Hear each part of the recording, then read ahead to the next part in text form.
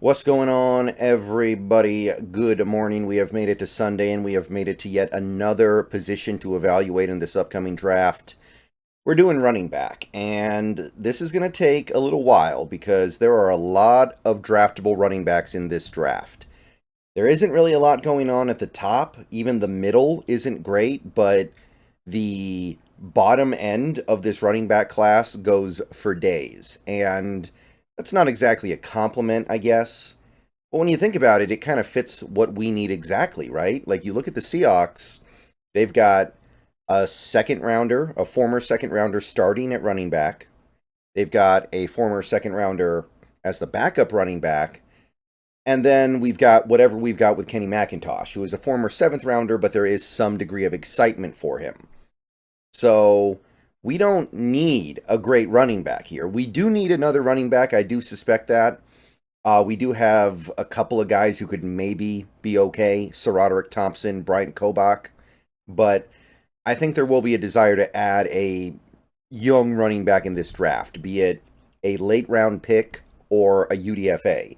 And there's going to be a lot of guys in that late round pick / UDFA territory. So let's take a good look at this crop. We're going to start at the top, even though I don't think there's any way we're actually going to end up with one of the top guys.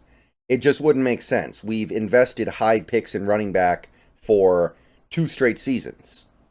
If we do it again, then I think we're overloading ourselves at a position where you just don't need to. So I'm not really thinking about these guys as future Seahawks, but we want to paint a full picture here. So let's start at the top. And when I say top, I kind of mean the middle, because there is no top. There is no Bijan Robinson. There's no Jahmyr Gibbs in this draft. There's not going to be a running back in the first 32 picks. There may not be a running back until the 3rd round. It is eminently possible we don't see a running back go until round 3. So it's just that kind of year. And I'll tell you, I'm pretty happy that the Seahawks have such a good handle on their running back position going into this draft, because if they desperately needed to address running back going into this draft, I wouldn't feel so great about it because I don't really like these guys very much.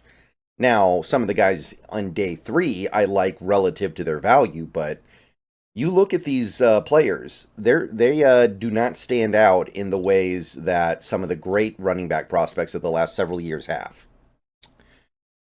All right, so Trey Benson's our first guy here. He will, according to the database, be the first running back off the board, although that vacillates all the time. Seminole, 22 years old, 6 foot flat, 216 pounds, so decently sized, 31.5-inch arms, 9.25-inch hands. Testing was really good in terms of speed. His acceleration is excellent. Gets up to top speed quickly, and his top speed is great. Vert was meh, but his broad jump was good. So, pretty athletic. Every big board that I use has him in the top 100, but only one had him in the 2nd round, the Draft Network. So, despite that, the smaller big boards, the less mainstream big boards, actually boosted this guy to the 2nd in the aggregate. He's currently 60th overall. So, got a real chance of going in that 2nd round. May end up slipping to the 3rd. I kind of feel like it could go either way. Last 2 years, he's been very productive. Had about 1,100 yards from scrimmage each of the last 2 years. High yard per carry average, although it was better in 2022. 9 touchdowns in 2022, 2023, 14. So 2 productive years, but not monstrously productive, right? He did not have any seasons of over 1,000 rushing yards, and he wasn't exactly some wizard catching passes out of the backfield. So Trey Benson, nice player, clearly one of the best talents in this class, but the production isn't totally there.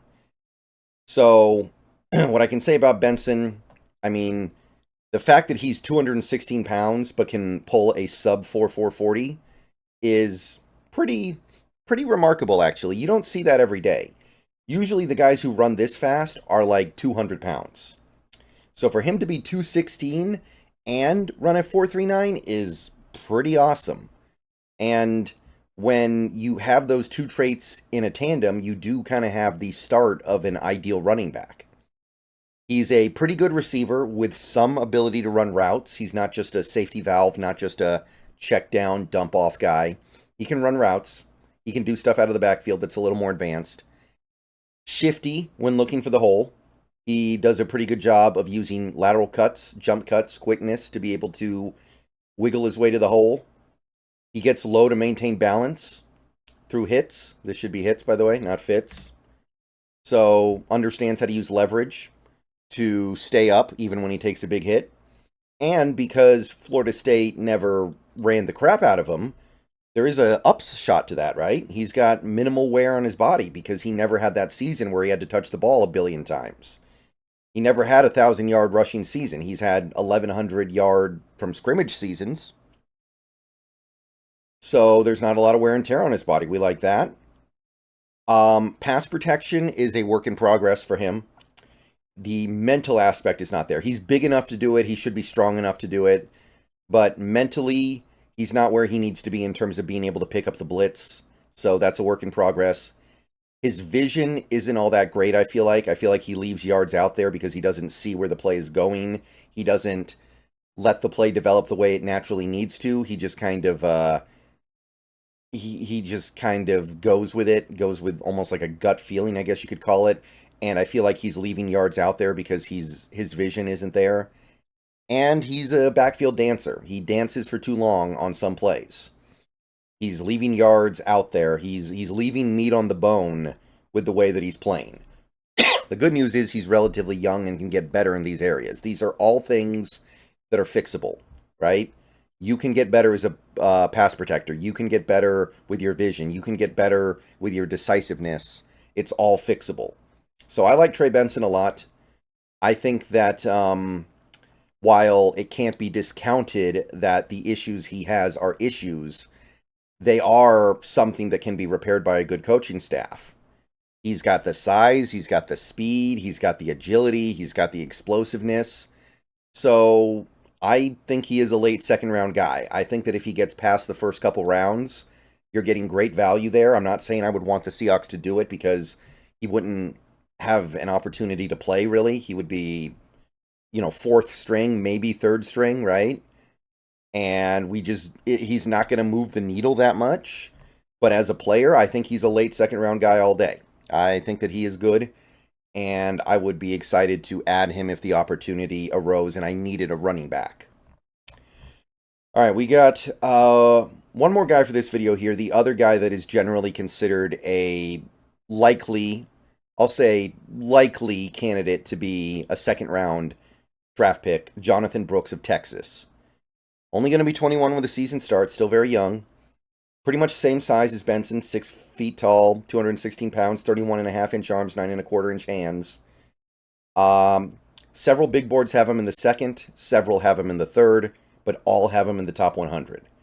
The database has him 65th right now, by the way, so he's literally the first pick of the third round. So it could go either way for him, could go one way or the other, hard to speculate there, but he's right on that line between being able to go in the second or third.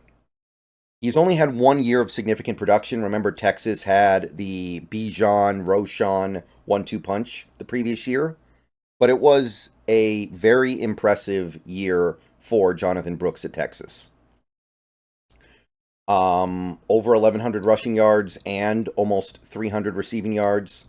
6.1 yards a carry, 10 touchdowns, 25 catches. So he was doing it. He was doing the thing. And this was with him getting hurt. Remember, he missed the end of the season, and I think it was like, almost 4 total games he missed? I can't remember the exact amount, but he missed significant time and still put up these awesome stats. So the things about Brooks that are great are he gets up to top speed in a flash. He's got incredible acceleration. He didn't test because of the injury, but he's got acceleration. Good receiving threat, can make plays out of the backfield, can even line up a little bit as a receiver, got good hands overall. He's a threat in that area. He's got great field vision. He's really good at understanding how to set up blockers. He's really good at understanding where the play is going and guiding it to the right place to maximize his output. I love the way that he sees the field, and I love how he sees the hole and waits for it to open up and then goes.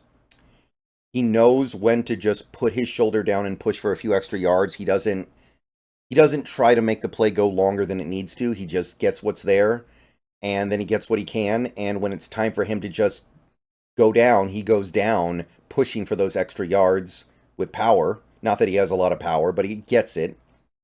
He's a nimble mover through traffic. He moves through traffic really well, can maneuver through traffic and find yards. Minimal wear and tear because he only has the 1 year of serious use, and it wasn't even a full season. Now, with that does come a little bit of concern on the part of the wary buyer. He only had 1 year of significant production in college, and he's playing at Texas. You've got Quinn Ewers, one of the best quarterbacks. Well, a good quarterback, let's put it that way. Adonai Mitchell. You've got Xavier Worthy. You've got Jatavion Sanders. It is a stacked offense. So, easier to operate when you've got two potential first-round receivers playing with you. He doesn't run with a lot of power. He knows how to put his shoulder down and just go, but he's not going to run a lot of people over. He's not going to be a great short yardage back. He's coming off a major injury, which who knows what that did to his explosiveness. I think he tore his ACL, if I remember correctly, so that's not nothing. And he's not where he needs to be yet as a blocker, which is tragic because he might make a really good third down back, but if you're going to be a third down back, you probably need to know how to block. A lot of people have compared Jonathan Brooks to Jamal Charles, another former Texas Longhorn, and the comparison does fit fairly well. Jonathan Brooks may be the next Jamal Charles in the NFL. That is a very realistic possibility. It's the best case scenario for him because Jamal Charles was so good, but it's there. So the lack of experience for him is appealing and concerning. On the one hand, we haven't seen him do it reliably. On the other hand, it means he's got very few miles on him. So read into that how you will. But if he's healthy, hard to imagine that he isn't an impact, exciting playmaker in the NFL. Like, I cannot imagine a healthy Brooks being, at the minimum, he's going to be like a Jarius Norwood type. And that's kind of an older reference. I don't know how many of you guys remember Jarius Norwood, but he could be like a Leon Washington maybe on offense. He could be a Darren Sproles, bigger Darren Sproles. He's not, in terms of size, Darren Sproles, but that kind of a playmaker. Hard to imagine he isn't at least that, but he could be more. He could be Jamal Charles, who was a great every down running back. So I'm going to say early third round. I think the injury makes him not the best running back in this class, but if he didn't get hurt, I would be inclined to say he's my favorite running back in this class. All right, so those are your, in my opinion, the top two running backs in this class. There's not consensus there at all, but if there are running backs that go in the second round this year, it's probably going to be these two guys, Trey Benson and Jonathan Brooks. So let me know what you think of these two down below, if anything. I understand that it's hard to get excited about the stuff that you can't touch, but we can still look. Can't touch, but you can look. All right. See you guys later. Go Hawks.